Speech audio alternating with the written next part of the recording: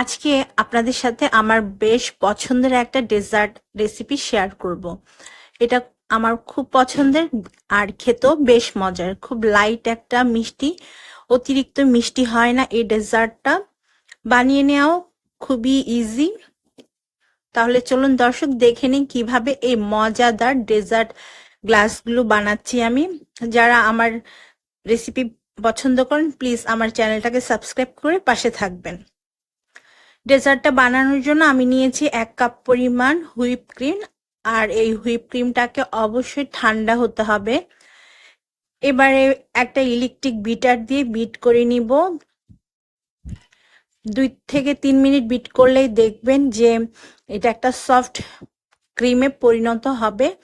আমাদের এটাকে steep bake করার দরকার নেই, জাস্ট একটা সফট ক্রিম তৈরি করতে হবে। তো এখানে আমি সফট ক্রিম তৈরি করে নিয়েছি।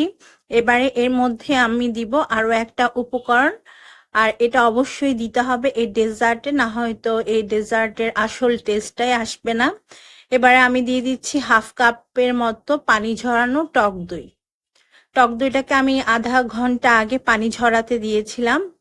এখন দিয়ে দিচ্ছি 1/4 কাপ পরিমাণ কনডেন্স মিল্ক। আমি আমার টেস্ট অনুযায়ী এখানে 1/4 কাপ দিয়েছি, তবে আপনারা যদি বেশি মিষ্টি খেতে পছন্দ করেন তাহলে 1/2 কাপ পর্যন্ত কনডেন্স মিল্ক দিতে পারেন। এবারে আবারও ভালোভাবে বিট করে নিতে হবে যতক্ষণ না খুব সুন্দর একটা ক্রিমি টেক্সচার আর সিল্কি টেক্সচার আসে আমাদের এই ক্রিম থেকে।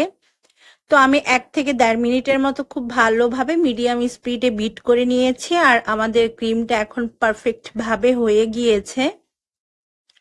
বিটারটাকে আমি বন্ধ করে দিয়েছি। এখন এই ক্রিমটাকে আমি একটা পাইপিং ব্যাগের মধ্যে ঢুকিয়ে নিব, এতে করে আমরা এগুলোকে যখন সাজাবো খুব ইজিলি ক্রিমটা গ্লাসগুলোর মধ্যে ঢেলে নিতে পারবো।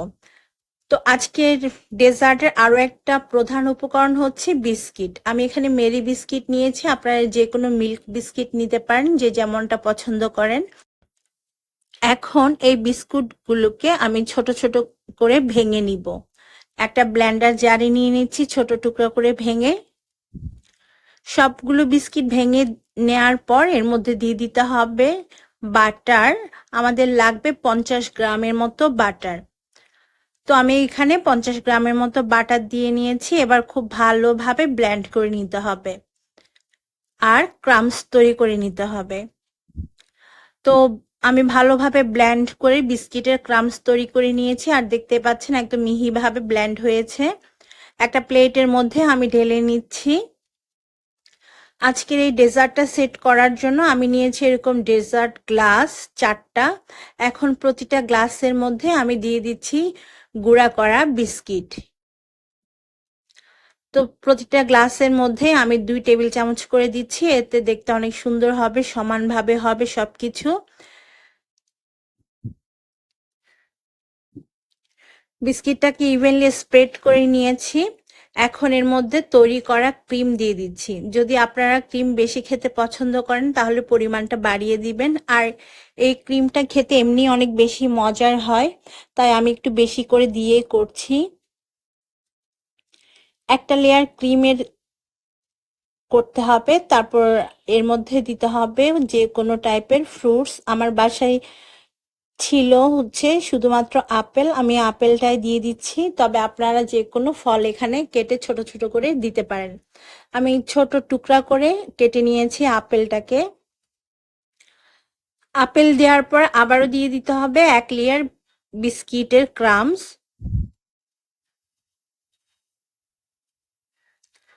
তারপর আবারও একটু ইভেনলি স্প্রেড করে নিব। উপর থেকে আবারও ক্রিমের লেয়ার করে দিতে হবে। এভাবে একটার সাথে একটা দিয়ে সাজিয়ে নিতে হবে। লাস্ট পর্যায়ে আমি কিছুটা বিস্কিটের গুঁড়া উপর থেকে আবারও দিয়ে দিচ্ছি।